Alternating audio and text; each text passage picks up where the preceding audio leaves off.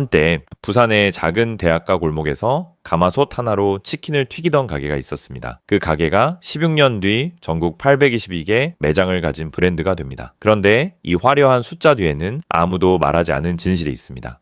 매출과 영업이익은 최고치를 기록했지만 정작 현장에서는 힘들다는 목소리가 커지고 있었죠. 여기에 또 하나는 필리핀의 외식 공룡 졸리비, 노랑통닭을 사겠다며 우선 협상 대상자까지 됐지만 인수는 결국 무산됩니다. 과연 협상 테이블에서 무슨 일이 있었던 걸까요? 오늘은 800개의 노란 간판 뒤에 숨겨진 진짜 이야기를 처음부터 끝까지 따라가 보겠습니다. 2009년 부산 부경대학교 앞 그 골목은 이름난 프랜차이즈보다는 작은 분식집과 오래된 치킨집이 섞여 있는 평범한 대학가였습니다. 그곳에 이름도 간판도 낯선 치킨집 하나가 문을 엽니다. 단지 노랑통닭이라는 네 글자와 유난히 눈에 띄는 노란 봉투가 전부였죠. 가게를 연 사람은 김장윤, 치킨업 경험도 외식 경영 교육도 없던 평범한 동네 사장이었습니다.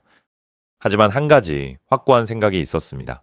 치킨은 맛있어야 하고 정직해야 한다. 그래서 그는 남들이 다 쓰던 화학 염지제를 처음부터 포기했습니다. 간을 맞추기 쉽고 보관도 편하고 조리 실패도 적어지는 재료였지만 그는 단호했습니다. 무염지, 닭고기 본연의 맛을 그대로 내자는 철학이었죠. 조리 방식도 달랐습니다. 표준화된 프라이어 대신 더 손이 많이 가는 무쇠가마솥을 선택했습니다. 기름 흡수는 줄고 식감은 바삭하고 속은 촉촉한 방식이었는데요. 물론 쉽지 않았습니다. 처음엔 온도 조절도 까다롭고 튀기는 속도도 일정하지 않았죠. 하지만 그는 말했습니다. 사람은 재료의 차이를 알고 진심을 안다. 이 철학은 가게 운영에서도 그대로 드러났습니다. 시험 기간에 F학점을 받은 대학생에게는 위로의 치킨 한 마리를 더 얹어주고 주먹밥에서 대추가 나오면은 치킨 한 마리를 그냥 건넸습니다. 장사를 한다기보다는 그 골목 학생들과 함께 사는 동네 아저씨 같은 사람이었습니다. 그저 눈앞에 고객 한 명을 챙기는 마음이었죠. 그리고 그 마음은 어느 순간 가게 앞에 줄을 만들기 시작했습니다. 그때부터 노랑통닭의 브랜드 정체성이 태어납니다. 건강한 치킨, 정직한 조리법, 그리고 사람을 먼저 보는 마음, 이 세 가지가 부산의 작은 가게를 하나의 브랜드로 만들었습니다. 2013년 창업 4년 차였던 김 대표는 한 가지 결심을 하는데요. 혼자 잘 되는 치킨집이 아니라 점주와 함께 성장하는 브랜드를 만들겠다. 그 순간부터 노랑통닭은 본격적으로 가맹사업에 뛰어듭니다. 하지만 당시 시장은 이미 교촌 BBQ, BHC 같은 공룡 브랜드들이 장악하고 있었고 후발주자가 자리 잡기엔 쉽지 않은 환경이었죠. 그럼에도 노랑통닭은 화려한 광고나 대규모 마케팅 대신 우리만의 방식을 선택합니다. 노랑통닭은 정직한 치킨이라는 정체성이 고객들에게 그대로 전해졌습니다. 이 집은 믿고 먹는 집이다. 이 한마디가 입소문이 되어 퍼지기 시작했고 그 말 자체가 브랜드의 최고의 광고가 됩니다. 가맹사업을 시작한 지 3년 만에 전국 200호점을 돌파하며 기적 같은 성장을 이루는데요. 2019년 400호점을 넘기며 노랑통닭은 전국구 프랜차이즈로 도약합니다. 특히 젊은 층이 몰리는 신촌 홍대 같은 상권에 입점하면서 브랜드에도 변화가 생기죠. 건강하고 정직하고 가격도 부담 없는 치킨. 여기에 노란 봉투가 만들어내는 레트로 감성까지 더해지면서 노랑통닭은 대학생과 2030 세대 사이에서 가볍게 한잔할 때 먹는 치킨의 정석이라는 이미지로 자리 잡게 됩니다. 하지만 이 브랜드의 가장 강력한 무기는 맛도 가격도 아니었습니다. 바로 운영 시스템과 상생 구조였죠. 김 대표는 점주가 버텨야 브랜드가 산다. 이 철학을 가맹 운영의 중심에 두었습니다. 그래서 본사는 상권 분석, 직원 교육, 조리 매뉴얼, 오픈 지원, 마케팅 지원처럼 프랜차이즈 운영의 기반이 되는 시스템을 꽤 이른 시기부터 정교하게 갖춰왔습니다. 이렇게 기반을 다져왔기에 2020년 코로나 팬데믹이 왔을 때도 노랑통닭은 오히려 반전의 기회를 맞는데요. 배달에 특화된 구조, 부담 없는 가격, 과하지 않은 조리 방식이 팬데믹 시장에서 크게 맞아떨어진 거죠. 그 결과 불과 몇 년 사이 매장은 633개, 651개, 753개, 822개까지 늘어납니다. 단 3년 만에 190개 가까운 매장이 증가한 것인데요. 업계에서도 쉽게 보기 힘든 성장 속도였죠. 노랑통닭의 성장을 만든 핵심은 멋진 광고가 아니라 메뉴 자체였습니다. 화학 염지제를 쓰지 않은 담백한 닭, 무쇠가마솥에서 튀겨낸 바삭함과 촉촉함, 먹고 나도 부담이 덜한 식감. 여기에 순살 시장이 논란으로 가득해지자 노랑통닭은 중요한 결단을 내리는데요. 닭다리살과 안심을 섞어 쓰던 방식을 버리고 모든 순살 메뉴를 닭다리살 100%로 전면 전환하죠.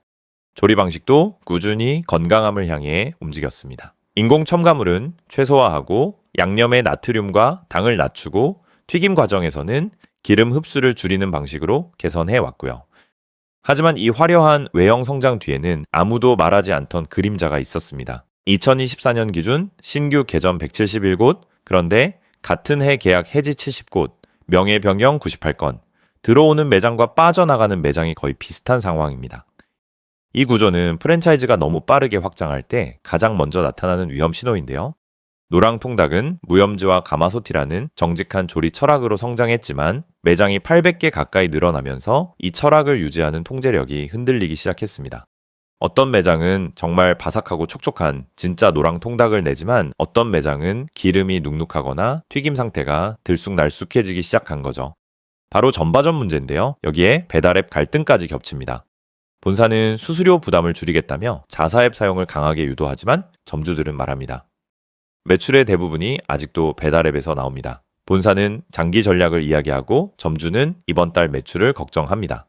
이 온도차는 점점 벌어졌고 결국 점주 이탈의 또 다른 원인이 되었죠. 그리고 치킨 시장에서 가장 뜨거운 이슈, 바로 순살 논란. 노랑통닭도 한동안 혼합육을 사용하며 비판을 받게 되었고 건강 브랜드라는 이미지가 흔들리는 사건이 됩니다. 또한 노랑통닭을 둘러싼 이야기에서 빼놓을 수 없는 흐름이 하나 더 있습니다. 바로 매각 이슈인데요. 이 이야기는 2020년으로 거슬러 올라갑니다. 그해 창업자 김 대표는 경영권을 사모펀드에 넘기며 지분 100%를 약 700억 원에 매각했습니다. 현재 노랑통닭의 지배구조는 큐캐피탈, 코스톤아시아, 유안타증권 등 투자사 중심의 PE 구조로 운영되고 있죠.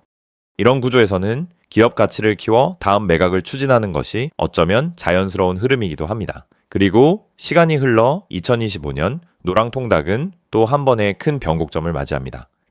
필리핀 1위 외식기업 졸리비푸드가 노랑통닭을 우선 협상 대상자로 선정한 건데요.